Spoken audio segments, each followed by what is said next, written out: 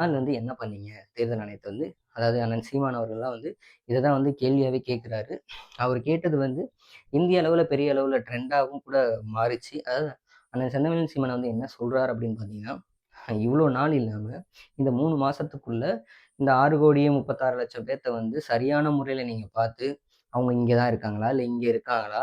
அப்படி இங்க இல்ல அப்படின்னா, ஒரு தடவ 2 தடவ பார்த்ததுக்கப்புறம் அவங்களோட வாக்காளர் பட்டியல நீக்கிட்டீங்க அப்படின்னா, அவங்களுக்கு எப்படி ஓட்டு போடுவாங்க? அப்படிங்கிற மாரி கேள்வி வைக்கிறாரு. அது மட்டும் இல்லாம, அங்க எப்படி 65,00,000 பேத்த வந்து நீக்குனீங்களோ, அதே மாரி அங்க வடமாநிலத்தவர்கள் வந்து இங்க வந்து தங்கியிருக்காங்க.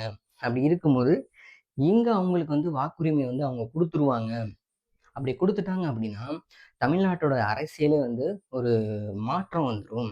அதாவது அவங்களுக்கான தலைவர்கள வந்து தான் அவங்க தேடுவாங்க. அதாவது அவங்க இப்படி வடமாநிலத்தவங்கிற வோட்டர்ஸ் எல்லாருமே வந்து அதாவது டிஎம்கேக்கோ, இல்ல ஏடிஎம்கேக்கோ ஏடிஎம்கேக்கு ஒரு கணக்கு இருக்கு. இல்ல என்டிகேக்கோ, இல்ல டிவிகேக்கோ இது மாரியான அவங்களுடைய ஓட்டு வந்து உழவே உழுவாது. அவங்களுடைய ஓட்டு ஃபுல் அண்ட் ஃபுல் பிஜேபியோட ஓட்டு. அப்படி இருக்கும்போது, தமிழ்நாட்டு அரசியலே வந்து ஒரு இங்க உள்ள தலைவர்கள் வந்து யாரும் ஆட்சிக்கு வரதுல வந்து பெரிய டவுட்டா இருக்கும். அப்படிங்கிற மாரி அண்ணன் சீமான் வந்து சொல்றாரு. அதனால வந்து வடமாநிலத்தவர்கள் வந்து வடமாநிலத்தவர்கள் வந்து இங்க வந்து வேலை பார்க்கட்டும். ஆனா, அவங்களுக்கான ஓட்டுரிமை வந்து இங்க குடுக்காதீங்க. அவங்க அவங்க ஸ்டேட்லயே போயிட்டு ஓட்டு போட்டுட்டு வரட்டும். அப்படின்னு வந்து சொல்றாரு. அது மட்டும் அவர் வந்து சொல்லல. அதாவது அவர் என்ன சொல்றாரு அப்படின்னா, வடமாநிலத்தவர்கள் வந்து இங்க தமிழ்நாட்டுக்கு வேலைக்கு வரும்பொழுது, அவங்களுக்கு வந்து ஒரு இன்னர் லைன் பர்மிட் அப்படிங்கிற ஒண்ணு வந்து குடுங்க. அதாவது வந்து அவங்க அங்கருந்து எப்ப வராங்க? எவ்வளவு நாள் வேலை பார்க்க போறாங்க? எங்க வேலை பார்க்க போறாங்க? அப்படிங்கிறத வந்து தமிழக அரசாங்கம் வந்து தெரிஞ்சுக்கணும். வடமாநிலத்தவர்கள் தமிழ்நாட்டுல எவ்வளோ பேர் இருக்காங்க அப்படிங்கிறதையும் வந்து இந்த அரசாங்கம் வந்து தெரிஞ்சுக்கணும் அப்படின்னு சொல்லி முன்னையிலேருந்து வந்து அவர் வந்து சொல்லிக்கிட்டே இருக்காரு. இப்ப அனைத்து கட்சி கூட்டம் கூட்டுனதுக்கு வந்து சீமான் அவர்கள் ஏன் போல அப்படின்னா, இது ஒரு மெயினான ரீசன் வந்து. ஏன்னா அப்பையிலேருந்தே அவர் வந்து சீமான் வந்து இந்த அரசாங்கத்திட்ட வந்து சொல்லிக்கிட்டு இருக்காரு. இத வந்து கவனிங்க, கவனிங்கன்னு சொல்லிட்டு இருக்காரு.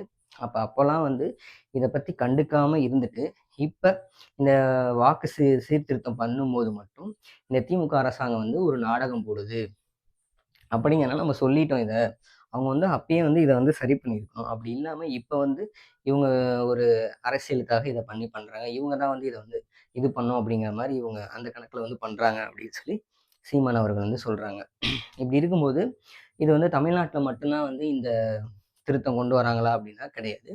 கிட்டத்தட்ட ஒரு 9 ஸ்டேட்ல வந்து இந்த இது பண்ணிட்டு இருக்காங்க. அது மட்டும் இல்லாம பாண்டிச்சேரி உட்பட 3 யூனியன் பிரதேசங்கள்லயும் வந்து இத வந்து பண்ணிட்டு இருக்காங்க.